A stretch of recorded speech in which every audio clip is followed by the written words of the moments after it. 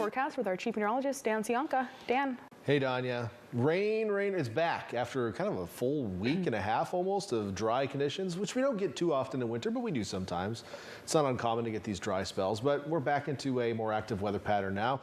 You got the rain today, out there tonight, a few more showers. Looks like as we look at our live look from Domenico's on the wharf, I would say it's probably lightly raining in the Monterey area right now, just based on radar and what we're seeing on the camera. So a little bit more precipitation through the overnight. I mentioned also we have a high surf coming in still.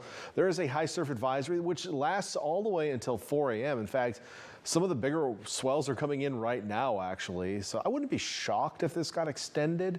Ultimately, this is happening while you're asleep, probably not on the beach, soaking in the rays at the moment. But if you're near the water or plan on being near the water through the overnight, maybe you do late night fishing. I don't know what your situation is, but we have some big waves coming in. On top of that, there's an increased risk of rip currents and sneaker waves, So watch out for some big breakers overnight and more alerts in place for the next couple of days. We're probably going to see another round of high surf alerts probably for Saturday.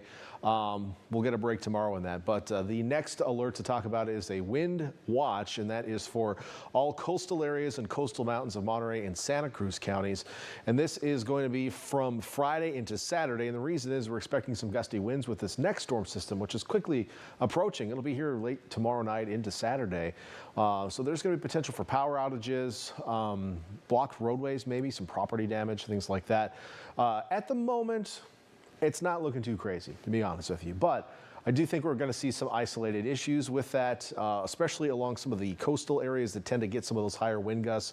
And that's what I'm seeing as we head into Saturday morning. Top of that, the winds will be strong out over the water as well, so there are gale warnings in effect. That does include the bay into early Saturday morning, something to keep in mind if you're planning on going sailing. Looking at our storm tracker tonight, still a few showers rounding out our evening here across the central coast, all associated with this area of low pressure just moving to our north right now, but we can already see the shield of clouds associated with that next storm, which is still developing, and it's going to kind of come in pieces as it arrives here on the central coast over the next, say, 48 hours or so. So let's get right into our storm tracker and talk about how that plays out. Again, a few more lingering showers out there tonight. Tomorrow morning, we start to see some of this mid to high level cloud cover come in. Now, it's possible we may see a few sprinkles out of that. I know that looks pretty ominous on the map. I just don't really see that producing much precipitation.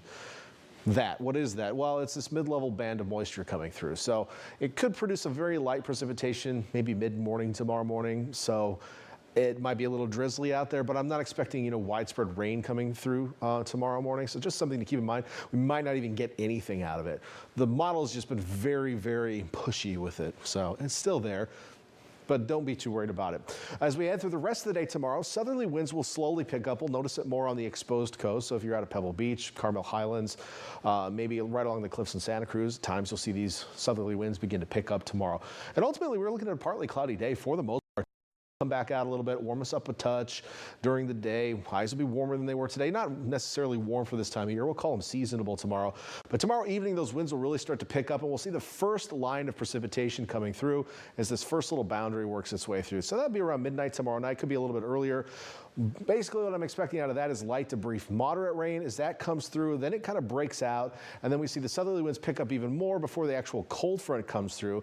And this is 6 a.m. on Saturday morning. Along the cold front, we'll have a little bit more oomph. So we're going to have gustier winds. That's when we'll probably see the strongest winds between 6 and 9 a.m. on Saturday, and the potential for moderate to briefly heavy rain. There's also just a touch of instability with this, so it's not impossible that we'll get a rumble of thunder out there, something to keep in mind, but I don't expect that to be the main issue. Really, it's just going to be the wind and brief heavy rain as this comes through. Good news is it's coming through fast, so watch what happens as we head through late morning. It's moving all the way to 9 a.m. We're past Gilroy already, past the peninsula, and as we head to lunchtime, almost out of here. So this is a fast mover. We could see some ponding on the roadways, but we're not likely to see like creek flooding or definitely not river flooding with this coming through. So could have some heavy rain, sure, but it's coming through fast enough that it's not really going to accumulate enough to cause any major issues. Winds will also die down behind the front. We'll still see a few showers, perhaps lingering into Saturday afternoon. Take a look at some precipitation, just a few more hundredths of an inch overnight from those showers coming through. And then we had in Saturday's flavors, and now we're looking at maybe a couple inches in the coastal mountains, cities around the bay. Perhaps a little bit more than what we saw this morning, maybe double at the most. So not a major system, but I mean, well, it'll be a good soaker. Temperature forecast tomorrow, we're going to be back into the 50s across Santa Cruz County. You'll have southerly winds, so that doesn't allow you to warm up all that well because the bay is only 54 degrees. Well, the water temperature is anyway, so you're not going to get much warmer than the mid-50s tomorrow. On the east shore of the bay, sure, we can see a few little 60s. Salinas, Hollister, Gilroy, Prunedale, Watsonville, low 60s tomorrow. Even Monterey with that southerly flow getting into 60. The winds won't be really that strong tomorrow. It'll be tomorrow night before they start to really pick up unless you're on the exposed coast or up in the mountains. Down south, a few low 60s, not too bad, pretty seasonable. On the 7-day forecast side of things, you're going to see those temperatures staying somewhat cool. We've got rain, kind of stormy weather on Saturday. We get a break Sunday. That's your weekend day to get outside and enjoy it. Another weaker system comes through on Monday. We'll have some wind and probably some light rain, and then some warmer weather returning as we head to midweek next week. Inland areas also kind of cool the next couple of days. Rainy and windy Saturday. Next system on Monday. I'll be here in the Weather Center tomorrow, and we'll get you into that Saturday system, so make sure to stay tuned to my forecast. Back to you.